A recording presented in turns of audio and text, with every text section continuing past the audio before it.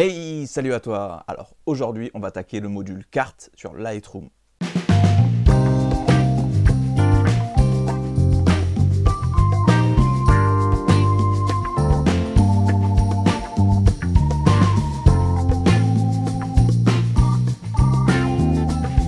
N'oublie pas de t'abonner. Maintenant, nous allons nous attaquer au module carte. Alors ça va être relativement rapide. Pourquoi je fais le module carte avant le module développement? Car le module carte est en lien plus ou moins avec le module bibliothèque. Pour le module carte, soit vous cliquez directement ici, soit vous pouvez utiliser le raccourci CTRL ALT et 3. Une fois que c'est fait, vous atterrissez sur cette carte-là. Donc ça, cette carte, vous avez la possibilité de la personnaliser. Je vais vous montrer. Là, je vais zoomer sur la France.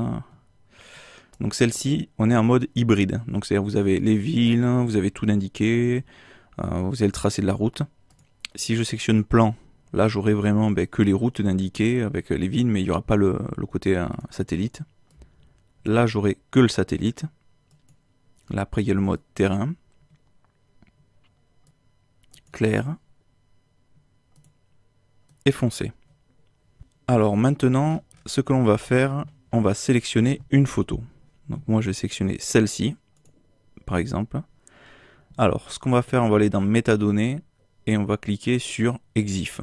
Alors moi ça c'est déjà sélectionné, mais il faut le sélectionner. Comme vous pouvez le voir ici, dans GPS, élévation, il n'y a absolument rien indiqué. Donc là, cette photo, moi je sais que je l'ai prise à Montréal, donc je vais aller directement dessus. Donc elle a été prise à Montréal, au jardin botanique. Donc hop, c'est juste ici, je rezoome encore, et voilà. Ce que je fais un clic gauche sur la photo, tout en maintenant enfoncé, je vais faire glisser la photo sur la carte. Et voilà. Maintenant, j'ai ma photo qui a été géolocalisée exactement à cet endroit.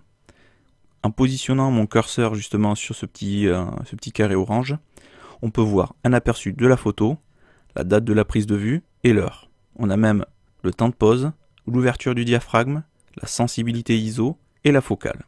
Si vous regardez sur la droite, maintenant, on a des informations qui viennent d'apparaître. On a la position GPS exacte et en plus, une petite chose que je trouve assez intéressante, c'est l'élévation. Donc on se trouvait à 45,9 mètres au-dessus de la mer. Donc ça c'est intéressant à voir, vous allez voir justement, j'ai une petite photo de montagne. On va voir pourquoi c'est intéressant. Hop, on va prendre une photo qui a été prise en France, justement, c'est un panoramique que j'ai fait. Donc ça c'est une photo que j'ai prise dans le 65, et c'est un panoramique que j'ai fait, c'est un assemblage de, je sais plus combien j'ai fait de photos. Et ça c'est les plus hautes cascades d'Europe, si je dis pas de bêtises, justement. Alors, on retourne sur le module carte, on va aller directement ici. Alors, ce qu'on peut faire, il y a plusieurs possibilités. Soit vous faites comme moi, vous zoomez exactement à l'endroit. Sinon, vous pouvez taper directement le mot-clé, enfin le nom de la ville qui correspond. Là, j'ai tapé la ville, et voilà. Il m'a trouvé exactement la ville où je suis parti en vacances, sauf que c'est pas cet endroit-là. Nous, c'est un peu plus bas encore. Nous, c'est le cirque de Gavarnie. Donc, on peut le voir juste ici. Hop, donc je zoome. Et comme on peut le voir sur la photo, justement, on voyait la fameuse cascade. Là, c'est cette fameuse cascade, justement, qu'on peut voir dans le module carte, juste ici. Donc, ce que je vais faire, je sélectionne mon média, je le fais glisser et je le positionne juste ici.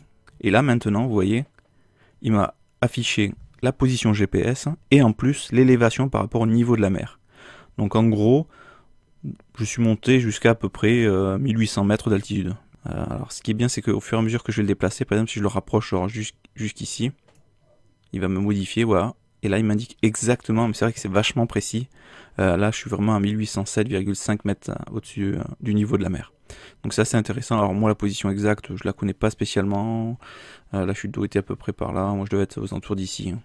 D'après la photo. Est-ce qu'on le voit? Il y a un peu le recoin. Oui c'est ça, on est à peu près par là. Donc voilà, juste à peu près en gros à 1800 mètres d'altitude. Donc pareil, on positionne le curseur dessus, on a la date de prise de vue, l'heure, temps de pause, ouverture, sensibilité ISO et la focale.